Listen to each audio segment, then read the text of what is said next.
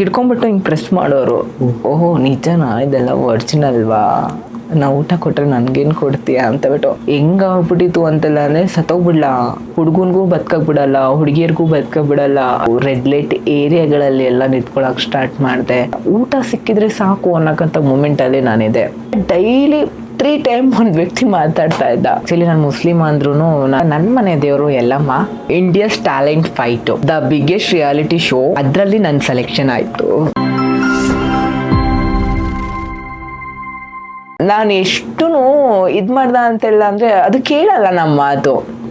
ಏನಾದರೂ ಒಂದು ನನಗೆ ಹೆಂಗೆ ಅಂತ ಬಿಟ್ಟು ಹೇಳ್ದ ಅಂತೆಲ್ಲ ಅಂದರೆ ಊಟ ಸಿಕ್ಕಿದ್ರೆ ಸಾಕು ಅನ್ನೋಕ್ಕಂಥ ಮೂಮೆಂಟಲ್ಲಿ ನಾನಿದೆ. ಓಕೆ, ಊಟ ಸಿಕ್ಕಿದ್ರೆ ಸಾಕಪ್ಪ, ಊಟಕ್ಕೋಸ್ಕರ ನಾನು ಏನು ಬೇಕಾದರೂ ಮಾಡ್ತೀನಿ ಅನ್ನೋಕ್ಕಂಥ ಸಿಚುವೇಶನಲ್ಲಿತ್ತು. ಆ ಮೂಮೆಂಟಲ್ಲಿ ಹೆಂಗೆ ಅಂತ ಬಿಟ್ಟು ಹೇಳ್ದ ಅಂದರೆ ಥ್ಯಾಂಕ್ಸ್ ಟು ಇಂದಿರಾ ಕ್ಯಾಂಟೀನು. ನಾನು ಹೋಗ್ತಾ ಇದ್ದೆ, ಬೆಳಗ್ಗೆ ಇಲ್ಲಿಂದ 10 ರೂಪಾಯಿ ಕೊಡೋಕ್ಕೂ ನನ್ನ ಹತ್ರ ಇರಲಿಲ್ಲ. ಓಕೆನಾ, ಒಬ್ಳಿದ್ಲು, ಶೀಸ್ ಇದೆಲ್ಲ ಯಾರಿಗೂ ಹೇಳಿಲ್ಲ. ಹಬ್ಬಬ್ಬ ಅಂತೆಲ್ಲ ಅಂದರೆ 2 ವರ್ಷ ಅಲ್ಲಿ ಇರೋಕ್ಕಂಥ ಎಂಪ್ಲಾಯ್ಮೆಂಟ್ಸ್ ಕೆಲವೊಬ್ರು ವರ್ಕರ್ಸ್ ಇರ್ತಾರೆ ತಾನೆ. ಇವಾಗ ನನ್ನ ಮಗಳು, ಅವಳ ಬಗ್ಗೆನೂ ನಾನು ಎಲ್ಲೂ ಹೇಳಿಲ್ಲ, ಯಾರ ಹತ್ರನೂ ಹೇಳಲ್ಲ. ಕಾವ್ಯ ಮತ್ತು ಹರಿ ಅಂತ ಇಬ್ಬರು ಆ ಮೂಮೆಂಟಲ್ಲಿ ಅವರು ಇದೇ ಇಂದಿರಾ ಕ್ಯಾಂಟೀನಲ್ಲಿ ಕೆಲಸ ಮಾಡ್ತಾಯಿದ್ರು. ಓಕೆನಾ, ಶೀಸ್ ಕಾಲಿಂಗ್ ಮೀ ಅಮ್ಮ, ನಾನು ನಿನ್ನ ಮಗಳು, ಅಮ್ಮ ನೀನು ನನ್ನ ಮಗಳು ಅಂತ. 2.5 ವರ್ಷ ಏನೋ, ನಾನು ಕರೆಕ್ಟಾಗಿ ನೆನಪಿಲ್ಲ. ಡೈಲಿ ಬೆಳಗ್ಗೆ ಮಧ್ಯಾಹ್ನ ಸಾಯಂಕಾಲ ಓಕೆನಾ ಡೈಲಿ ಹೋಗ್ಬಿಟ್ಟು ಊಟ ಮಾಡ್ತಾ ಇದೆ ಇಂದಿರಾ ಕ್ಯಾಂಟೀನಲ್ಲಿ. ಅಯ್ಯೋ ನನಗೆ ಇಂದಿರಾ ಕ್ಯಾಂಟೀನಲ್ಲಿ ತಿಂದು ಸಾಕಾಗಿದೆ ಅಂತೆಲ್ಲ ಅಂದರೆ ನೈಟ್ ಹೊತ್ತಲ್ಲೆಲ್ಲನೂ ನಿಂತ್ಕೊಂಡ್ಬಿಡ್ತಾ ಇದೆ ರೋಡಲ್ಲಿ. ಆವಾಗ ಸ್ಟಾರ್ಟಿಂಗಲ್ಲಿ ಸ್ವಿಗ್ಗಿ ಮತ್ತು ಝೊಮ್ಯಾಟೊ ಜಾಸ್ತಿ ಇತ್ತು, ತುಂಬ ಆರ್ಡರ್ಸ್ಗಳು ಮಾಡ್ತಾಯಿದ್ರು. ಆವಾಗ ಕ್ಯಾನ್ಸಲ್ ಆಯಿತು ಅಂತೆಲ್ಲ ಅಂದರೆ ಆ ಫುಡ್ನ ವೇಸ್ಟ್ ಮಾಡಿಬಿಟ್ಟು ಅವರೇ ಇಟ್ಕೊತಾ ಇದ್ರಂತೆ, ಅವರೇ ತಿಂತಾಯಿದ್ರು ಅಂತೆ ಅಂತ ಬಿಡಿ ಇತ್ತು ತಾನೆ. ಅವಾಗ ಅವ್ರ ಹತ್ರ ಎಲ್ಲನೂ ಸ್ವಲ್ಪ ಚೆನ್ನಾಗಿ ಮಾತಾಡ್ಬಿಟ್ಟು ಊಟ ಇಸ್ಕೊತಾ ಇದ್ದೆ. ಆ ಮೂಮೆಂಟಲ್ಲಿ ನನಗೇನು ಗೊತ್ತಾ, ನಾನು ಕೆಲವೊಂದೆಲ್ಲ ಹೇಳ್ಕೊಂಬಿಟ್ಟ ಅಂತೆಲ್ಲ ಅಂದರೆ ನಾನು ಎಲ್ಲರ ಮುಂದೆ ಚೀಪ್ ಆಗಿಬಿಡ್ತೀನೇನೋ ಅಂತ ಬಿಟ್ಟು ಅನಿಸುತ್ತೆ. ಬಟ್ ಇದನ್ನೆಲ್ಲ ನಾನು ಆವಾಗಲೇ ಹೇಳಬೇಕು ಅಂತ ಬಿಟ್ಟೇ ಇತ್ತು. ನನಗೆ ಯಾಕೆ ಹೇಳಿಲ್ಲ ಅಂತೆಲ್ಲ ಅಂದರೆ ಆ ಮೂಮೆಂಟಲ್ಲಿ ನಾನು ಇನ್ನೂ ಎತ್ತರ ಮಟ್ಟಕ್ಕೆ ನಾನು ಬೆಳೆದಿರಲಿಲ್ಲ. ಓಕೆನಾ, ನನ್ನ ಕೆಲವೊಂದು ಇದರಲ್ಲಿ ನಾನು ರಿಜೆಕ್ಟ್ ಆಗಿರೋದು ಕೆಲವೊಂದು ಕಾರಣಗಳಿದ್ದಾವೆ, ನಾನು ಹೇಳ್ತೇನೆ.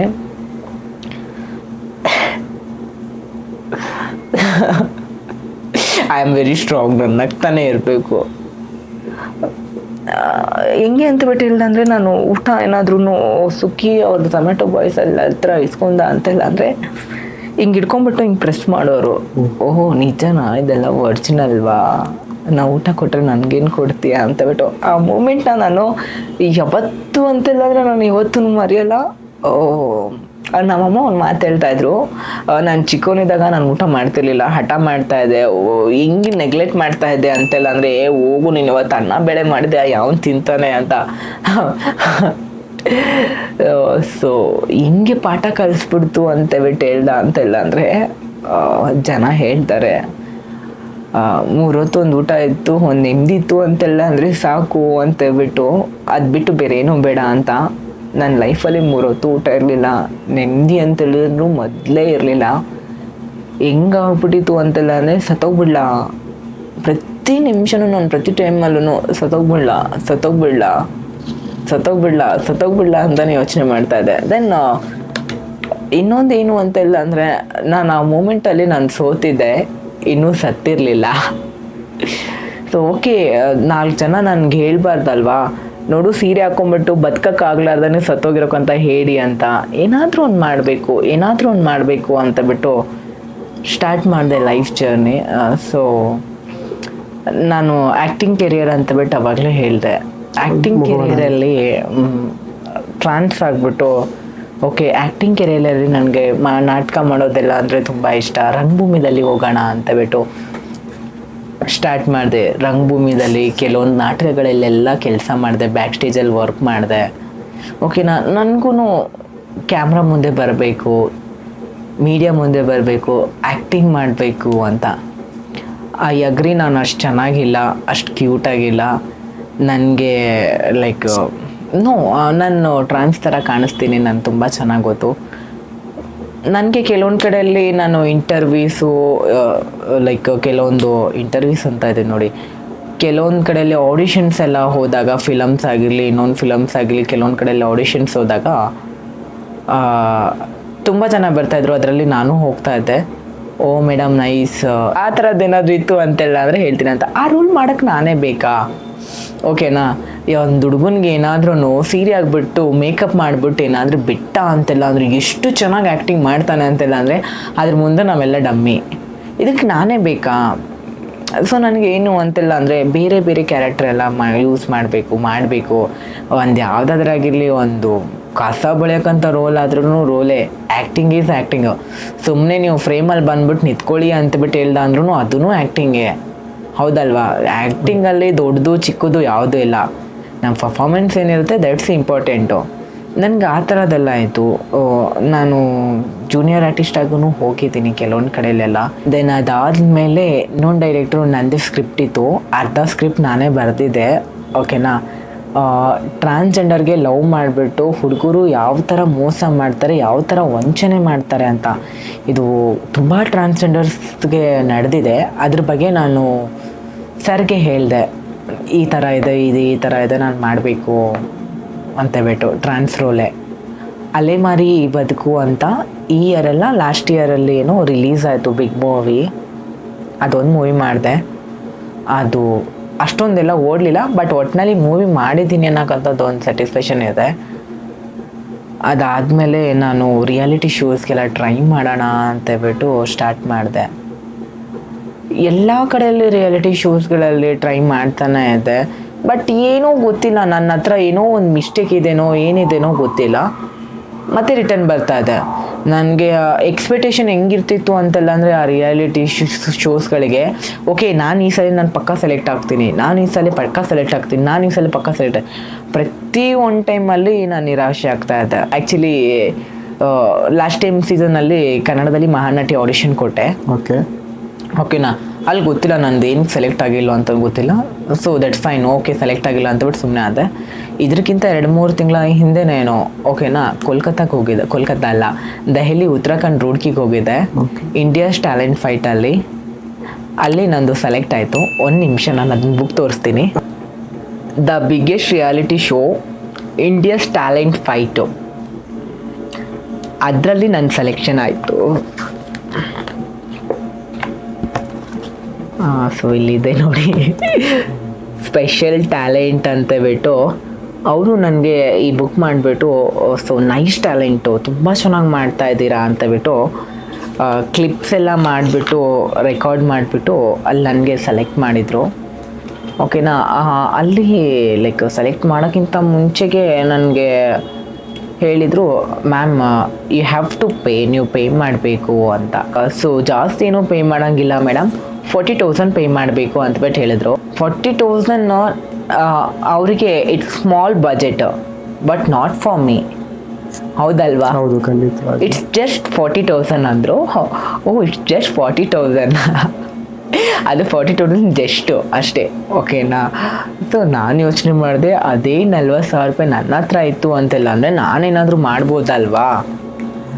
ಸೊ ಚೆನ್ನಾಗಿರೋಕ್ಕಂಥ ಪ್ಲ್ಯಾಟ್ಫಾರ್ಮು, ಒಳ್ಳೆ ಪ್ಲ್ಯಾಟ್ಫಾರ್ಮು, ಅವ್ರೇನು ನನಗೇನು ಫೋರ್ಸ್ ಮಾಡಿಲ್ಲ. ನೋಡಿ ಮೇಡಮ್ ಮಾಡಿ ಅಂತಬಿಟ್ಟು ಹೇಳಿದರು. ಸೊ ಅವರು ಟ್ರಾವೆಲಿಂಗ್ ಎಕ್ಸ್ಪೆನ್ಸಿವ್ ಕೊಡೋಲ್ಲ. ನಾನು ಇಲ್ಲಿಂದ ದೆಹಲಿಗೆ ಹೋಗಬೇಕು, ದೆಹಲಿಗೆ ಹೋಗೋಕ್ಕೆ 3 ದಿನ ಜರ್ನಿ, ಅಲ್ಲಾದಮೇಲೆ ಅದರಿಂದ ಉತ್ತರಾಖಂಡ್ ಹೋಗಬೇಕು, ಅದಕ್ಕೆ 1 ದಿನ, ಟೋಟಲ್ 4 ಡೇಸ್ ಜರ್ನಿ. ಹೋಗೋಕ್ಕೆ 4 ಡೇಸು, ಬರೋಕ್ಕೆ 4 ಡೇಸು, 8 ಡೇಸು.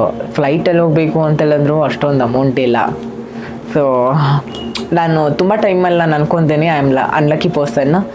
ಯಾಕಂತಿಲ್ಲ ಅಂದರೆ ನಾನು ಏನೇನೋ ಕಲ್ತಿದ್ದೇನೆ, ಅದು ಯಾವುದು ನನ್ನ ಕೈಲಿ ಹಿಡ್ದಿಲ್ಲ.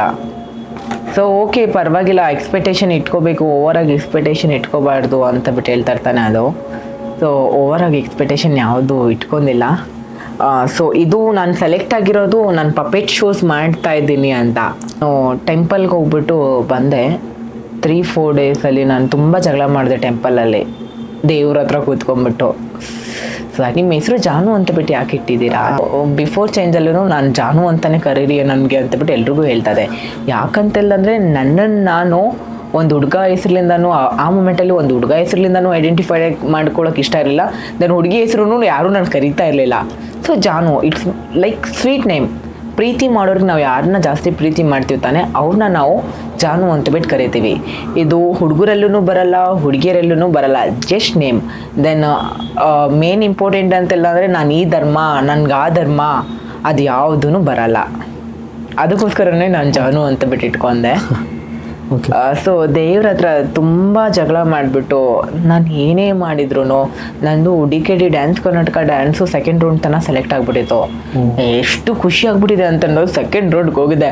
ಫೈನಲ್ ರೌಂಡ್ ನಾನು ಹೋಗ್ತೀನಿ, ಮೆಗಾ ಆಡಿಷನಲ್ಲಿ ನಾನು ಕಾಲಿಟ್ಟೇ ಇಡ್ತೀನಿ ಅಂತ. ಬಟ್ ಏನೋ ಗೊತ್ತಿಲ್ಲ ಏನಾಯಿತು ಏನಿಲ್ಲ ಅಂತಬಿಟ್ಟು ಅಲ್ಲಿಂದ ಮತ್ತೆ ಕೆಳಗಡೆ ಇಳಿದ್ಬಿಟ್ಟೆ, ಬಂದ್ಬಿಟ್ಟೆ ವಾಪೀಸು. ಸೊ ಯಾವುದೋ ಏನು ಮಾಡಬೇಕು ಏನಿಲ್ಲ ಅಂತೇಳ್ಬಿಟ್ಟು ಲೈಫಲ್ಲಿ ಗೊತ್ತಾಗ್ಲಾರ್ದಾಗ ಒಂದು ಮೂಮೆಂಟಲ್ಲಿ ನಾನು ಪ್ರತಿ ನೈಟು ನಾನು ಮಲ್ಕೊಂಡಾಗ ಫ್ಯಾನ್ ನೋಡ್ಕೊಂತ ಮಲ್ಕೊತೇನೆ. ನೆನಕೊಂಬಿಡ್ಲ ಲೈಫು ನನಗೆ ಎಷ್ಟು ಬೇಜಾರು ಮಾಡಿಸ್ಬಿಟ್ಟಿತ್ತು ಅಂತೆಲ್ಲ ಅಂದರೆ ಅಷ್ಟು ಬೇಜಾರು ಮಾಡಿಸ್ಬಿಡ್ತು. ನನಗೆ ಕಾರ್ಟೂನ್ ಹುಚ್ಚು ತುಂಬ ಜಾಸ್ತಿ. ನಾನು ಕಾರ್ಟೂನ್ಸ್ ಎಲ್ಲ ತುಂಬ ಜಾಸ್ತಿ ನೋಡ್ತೀನಿ. ಶಿನ್ಚಾನು, ಡೋರೇಮಾನು, ಛೋಟಾ ಭೀಮು, ಹಾಗೆ ಅಂದ ಕಾಕ್ರೋಚು, ಮಿಸ್ಟರ್ ಭೀಮು ಅದೆಲ್ಲ ತುಂಬ ಜಾಸ್ತಿ ನೋಡ್ತೇನೆ. ನಾನು ಇನ್ನೊಂದು ನನಗೆ ವಾಯ್ಸ್ ಚೇಂಜ್ ಮಾತಾಡೋಕ್ಕೆ ತುಂಬ ಚೆನ್ನಾಗಿ ಬರುತ್ತೆ. ಹುಡುಗರ ಜೊತೆ ಮಾತಾಡಬೇಕು ಅಂತೆಲ್ಲ ಅಂದರೆ ಲೈಕ್ ನನ್ನ ಹತ್ರ ಕೀಪ್ಯಾಡ್ ಫೋನ್ ಇತ್ತು. ಎಲ್ಲ ಹುಡುಗರು ನಾನು ಹೆಂಗೆ ಮಾತಾಡ್ತಾ ಇದ್ದೆ ಅಂತೆಲ್ಲ ಅಂದರೆ ಇವಳು ಹುಡುಗಿನೇ ಪಕ್ಕ ಗುರು, ಇವಳು ಹುಡುಗಿನೇ ಮಾತಾಡ್ತಾ ಇರೋದು ಅಂತ. ನನಗೂ ಸ್ವಲ್ಪ ಎಂಟರ್ಟೈನ್ಮೆಂಟ್ ಆಗ್ತಿತ್ತು, ಅವ್ರಿಗೂ ಎಂಟರ್ಟೈನ್ಮೆಂಟ್ ಆಗ್ತಾಯಿತ್ತು. ನಾನು ಹೆಂಗೆ ಅಂತ ಬಿಟ್ಟಿದ್ದೆ ಅಂದರೆ ಅವಾಗ ಯಾವುದಾದ್ರೂ ಒಂದು ಹುಡುಗನ ಜೊತೆ ಮಾತಾಡ್ತಾ ಅಂತಂದ್ರೆ I feel like I am girl, ನಾನು ಫುಲ್ ಗರ್ಲ್ ಆಗಿಬಿಟ್ಟೆ ಅಂತ. ನನ್ನನ್ನು ನಾನು ಗರ್ಲ್ ಅಂತಲೇ ಐಡೆಂಟಿಫೈ ಮಾಡ್ಕೊತೀನಪ್ಪ, ನಾನು ಹುಡುಗಿ ಅಂತಲೇ ಐಡೆಂಟಿಫೈ ಮಾಡ್ಕೊತೀನಿ. ಅದಕ್ಕೋಸ್ಕರನೇ ನಾನು ಎಲ್ಲರೂ ಹತ್ರನೂ ಹುಡುಗಿ ಥರನೇ ಮಾತಾಡ್ತಾ ಇದ್ದೆ. ಸೊ ಅದಾದಮೇಲೆ ಕಾರ್ಟೂನ್ಸ್ ನೋಡೋವಾಗ ಸ್ಕ್ರೋಲ್ ಮಾಡ್ತಾ ಇದ್ದೆ. America good talent may be, ನನಗೆ ಅದು ಗೊತ್ತಿಲ್ಲ. ಅಮೇರಿಕಾ ಗುಡ್ ಟ್ಯಾಲೆಂಟಲ್ಲಿ ಒಂದು ಹುಡುಗಿ ಚಿಕ್ಕ ಗೊಂಬೆ ಇಟ್ಕೊಂಡ್ಬಿಟ್ಟು ಅದನ್ನು ಮೂಮೆಂಟ್ ಮಾಡ್ಕೊಂತ ಮಾತಾಡಿಸ್ತಾ ಇದ್ಲು. ಸೊ ನನಗೇನೂ ಗೊತ್ತಾಗಿಲ್ಲ, ಸುಮ್ಮನೆ ನೋಡೋಣ ಅಂತ ಬಿಟ್ಟು ನೋಡಿದೆ. ಸೊ ನಾನು ಇದನ್ನು ಎಲ್ಲೋ ನೋಡ್ದಂಗಿಲ್ಲಲ್ಲ, ಚಿಕ್ಕ ವಯಸ್ಸಲ್ಲಿ ಯಾರೋ ಒಬ್ಬರು ಮಾಡ್ತಾಯಿದ್ರು, ಅವ್ರದ್ದು ನಾವು ನೋಡ್ತಾ ಇದ್ದೆ. ದೆನ್ ನನಗೆ ತುಂಬ ಕ್ವಶನ್ಸ್ ಇತ್ತು ಏನು ಅಂತೆಲ್ಲ. ಅಂದರೆ ಅದರಲ್ಲಿ ಮೈಕ್ ಹಾಕಿರ್ತಾರೆ, ಆಲ್ರೆಡಿ ರೆಕಾರ್ಡ್ ಮಾಡಿಬಿಟ್ಟು ಮಾತಾಡ್ಸಿರ್ತಾರೆ, ಅದೆಲ್ಲ ಇತ್ತು. ಸೊ ಓಕೆ ರೆಕಾರ್ಡ್ ಹೋಗ್ಬಿಟ್ಟು ಮಾತಾಡಿಸ್ತಾರೇನೋ ಅಂತಬಿಟ್ಟು ನಾನು ಅಂದ್ಕೊಂಡಿದ್ದೆ. ನನ್ನ ಫ್ರೆಂಡ್ ಒಬ್ರು ಹೇಳಿದರು ಇಲ್ಲ ಇದು ಅವರೇ ಮಾತಾಡ್ತಾರೆ, ಅದನ್ನು ಆಟ ಆಡಿಸ್ತಾರೆ, ಬಾಯಿ ಮುಚ್ಕೊಂಡ್ಬಿಟ್ಟು ಮಾತಾಡೋದು, ಏನಾದರೂ ಮಾತಾಡು ಬಾಯಿ ಮುಚ್ಕೊಂಡ್ಬಿಟ್ಟು ಮಾತಾಡೋ. ನನ್ನ ಬಾಯಿ ತಗೊಂಬಿಟ್ಟೆ ಮಾತಾಡೋಕ್ಕೇ ತೊದಲ್ತೀನಿ ನಾನು, ಅದರಲ್ಲಿ ಬಾಯಿ ಮುಚ್ಕೊಂಡ್ಬಿಟ್ಟು ಮಾತಾಡೋದ ಚೆನ್ನಾಗಿದೆ ಅಲ್ವಾ, ಇಂಟ್ರೆಸ್ಟಿಂಗ್ ಆಗಿದೆ ಅಲ್ವಾ, ಓಕೆ ನಾನು ಟ್ರೈ ಮಾಡೋಣ ಅಂತಬಿಟ್ಟು ಜಸ್ಟು ಯೂಟ್ಯೂಬ್ಸಲ್ಲಿ ವೀಡಿಯೋಸ್ ನೋಡ್ಕೊಂತ ಹೋದೆ. ಯಾವ್ಯಾವ ವೀಡಿಯೋಸಲ್ಲಿ ಏನೇನು ಬರುತ್ತೆ ನೋಡೋಣ ಅಂತಬಿಟ್ಟು ಅಬ್ಸರ್ವ್ ಮಾಡ್ತಾ ಇದ್ದೆ ಕರೆಕ್ಟಾಗಿ. ಒಂಚೂರು ನಾನು ಯಾರು ಮಾತಾಡ್ತಾ ಇರ್ತಾನೋ ಅವ್ರನ್ನ ಅಬ್ಸರ್ವ್ ಮಾಡ್ತಾ ಇದ್ದೆ. ಇಲ್ಲಿ ಶೇಕ್ ಆಗ್ತಾಯಿತ್ತು, ದೆನ್ ಇಲ್ಲಿ ಲೈಟಾಗಿ ಶೇಕ್ ಆಗ್ತಾಯಿತ್ತು. ಓಕೆ ಇದನ್ನು ಇವರೇ ಮಾತಾಡ್ತಾರೆ. ಗೊಂಬೆ ಮಾತಾಡುವಾಗ ಎಲ್ಲ ಫೋಕಸ್ಸು ನಮಗೆ ಗೊಂಬೆ ಮೇಲೆ ಇರುತ್ತೆ, ಮನುಷ್ಯರ ಮೇಲೆ ಇರಲ್ಲ. ಇದನ್ನು ನಾನು ಕಲಿಬೇಕು. ಇದನ್ನು ಕಲಿತಿರೋಕ್ಕಂಥ ಮೇನ್ ಉದ್ದೇಶ ಏನು ಅಂತೆಲ್ಲ ಅಂದರೆ ನನ್ನ ಜೊತೆಲಿ ಯಾರು ಮಾತಾಡೋರು ಯಾರೂ ಇರ್ತಿರ್ಲಿಲ್ಲ. ನೀವು ನೋಡ್ಬೋದು ನಮ್ಮ ಮನೇಲಿ ನಾನು ಎಲ್ಲ ಕಡೆಯಲ್ಲಿ ಮಿರರ್ ಹಾಕಿದ್ದೀನಿ, ದೊಡ್ಡ ದೊಡ್ಡ ಮಿರರ್ಸ್ ಅಲ್ಲಿದೆ. ನಾನು ಮಿರರಲ್ಲಿ ನಿಂತ್ಕೊಂಡ್ಬಿಟ್ಟು ಸುಮ್ಮನೆ ನಾನು ಆ್ಯಕ್ಟಿಂಗ್ ಮಾಡ್ಕೊಳ್ಳೋದು, ನನ್ನನ್ನು ನಾನು ಮಾತಾಡೋದು ಅದೆಲ್ಲ ಮಾತಾಡ್ತಾ ಇದೆ ತಾನೆ. ಸೊ ಇದನ್ನು ಕಲಿಯೋಣ ಅಂತ ಬಿಟ್ಟು ಯೂಟ್ಯೂಬ್ ನೋಡ್ತಾ ಇದ್ದೆ, ಅವ್ರು ಏನು ಮಾತಾಡ್ತಾರೆ ತಾನೆ, ಅದು ಕಾರ್ಟೂನ್ ಏನು ಮಾತಾಡ್ತಾರೆ ತಾನೆ. ನಲ್ಲಿ ಕೋಲ್ಕತ್ತಾದಲ್ಲಿ ಕ್ಲಾಸ್ ತೊಗೊಂಡೆ, ಅದು ತುಂಬ ಇಂಟ್ರೆಸ್ಟಿಂಗ್ ಆಗಿದೆ. ಸೊ ನೋಡ್ತಾ ಇದ್ದೆ ಲೈಕ್. ಆಮೇಲೆ ಕನ್ನಡಿ ಮುಂದೆ ಹೋಗ್ಬಿಟ್ಟು ನಿಂತ್ಕೊಂಡ್ಬಿಟ್ಟು ನಾನು ತುಟ್ಟಿ ಅಲ್ಲಾಡ್ತಾ ಇಲ್ವಾ ಅಂತ ಬಿಟ್ಟು, ಹಲೋ ಏನು ಮಾಡ್ತಾ ಇದ್ದೀರಾ, ಚೆನ್ನಾಗಿದ್ದೀರಾ, ಹೆಂಗಿದ್ದೀರಾ ಅಂತಬಿಟ್ಟು ಮಾತಾಡ್ಕೋ ಅಂತ ಸ್ಟಾರ್ಟ್ ಮಾಡಿದೆ. ಡೈಲಾಗ್ ಅದೇ ಥರ ನಾನು ಹೇಳ್ತೀನಿ, ಓಕೆನಾ. ಸ್ಟಾರ್ಟ್ ಮಾಡಿದೆ. ನನಗೆ ಅದು ಲಿಪ್ ಅಲ್ಲಾಡ್ತಾ ಇತ್ತು. ದೆನ್ ನಮ್ಮ ಮನೇಲಿ ಕೆಲವೊಬ್ಬರು ಬರ್ತಾ ಇರ್ತಾರೆ, ಅವ್ರು ಬಿದ್ದು ನಕ್ಕೋರು, ಇವಳಿಗೆ ಏನಾಗಿದೆ, ಇವಳಾಕೆ ನೀನು ಯಾಕೆ ಹಿಂಗೆ ಮಾತಾಡ್ತಾ ಇದೆಯಾ ಅಂತಬಿಟ್ಟು ಕಾವನಾಗಿಸಿ, ಹಲೋ ಏನು ಮಾಡ್ತಾ ಇದೆಯಾ, ಚೆನ್ನಾಗಿದೆಯಾ, ಏನಿಲ್ಲಕೋ ಅಂತಬಿಟ್ಟು ನಾನು ಹಿಂಗೆ ಏನಾದರೂ ಮಾತಾಡ್ದ ಅಂತೆಲ್ಲ ಅಂದರೆ ಅವ್ರು ನನಗೆ ಹಿಂಗೆ ನೋಡೋರು ರಿಯಾಕ್ಷನ್, ವಾಟ್ ಏನು ಮಾಡ್ತಾ ಇದೆಯಾ ನೀನು ಅಂತ. ಏನಿಲ್ಲ ಕಣೆ, ಏನೋ ಒಂದು ಪ್ರಾಕ್ಟೀಸ್ ಮಾಡ್ತಾ ಇದ್ದೀನಿ, ಸುಮ್ಮನೆ ಇರು ಅಂತ. ಅದಾದಮೇಲೆ ನಾನು ಕ್ಲಾಸಸ್ಗೋಸ್ಕರ ಕಾಂಟ್ಯಾಕ್ಟ್ ಚಾಲೂ ಮಾಡಿದೆ. ಎಲ್ಲಾದರೂ ಕಾಂಟ್ಯಾಕ್ಟ್ ಸಿಗುತ್ತಾ ಅಂತಬಿಟ್ಟು. ಬ್ಯಾಂಗ್ಳೂರಲ್ಲಿ ಈ ಶೋನ ಮಾಡೋರು ಯಾರೂ ಇಲ್ಲ ಇವಾಗ ಸದ್ಯಕ್ಕೆ.